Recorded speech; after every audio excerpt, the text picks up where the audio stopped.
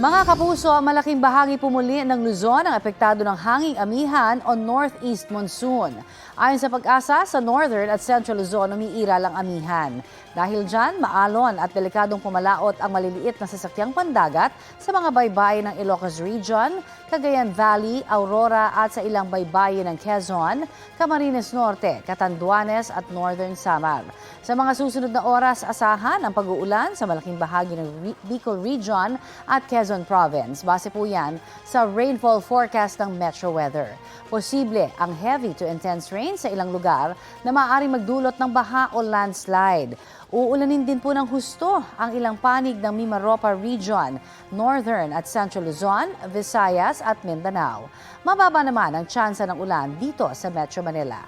Sa ulat ng pag-asa, 14.2 degrees Celsius ang naitalang minimum temperature sa Baguio City. 15 degrees Celsius sa Basco, Batanes, 15.1 degrees Celsius naman sa La Trinidad, Benguet.